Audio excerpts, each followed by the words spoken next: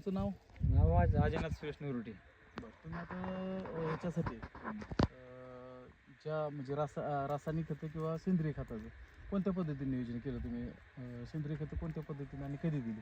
सेंद्रिय खत म्हणजे आज एक ज्यावेळेस शेतीला मारायचं शेतीला मारायच्या अगोदर एक महिनाभर अगोदर आपण सेंद्रिय खत दिलं होतं. झाडाला किती डोस केला? झाडाला 1200 ग्रॅम सोडलं होतं झाडाला. आता नंतर तुमचं कधी आता अजून एक 15 दिवसांनी भरायचा म्हणजे बरं, कमीत कमी 2 महिन्याच्या फरकावर आपण डोस डोस भरतोय. करणार. हां, तुम्हाला ह्याचा काय फायदा काय वाटला? रिझल्ट भरपूर चांगला आहे. एक नंबर रिझल्ट म्हणजे जे मुळी खात जे होतं आपलं ते पहिलं कसं उकारल्यानंतर खात निघत होतं वरती. आता बरोबर. खात आता सध्या उकारलं खात नाही, हां. पूर्ण कुजून एक नंबर झालेला खताचं काय नाही. सेटिंगला किंवा पानाच्या ह्याला एक नंबर रुंदी आहे, एक नंबर काळुकी आहे. सेटिंगला तर काय विषय घ्यायचा नाही, एक नंबर सेटिंगला घ्या. ह्याच्यावर तुम्ही आता समाधानी आहात का? हो, समाधान आहे त्याला काय. आता पुढच्या शेतकऱ्यांना तुम्हाला काय सांगा वाटतं?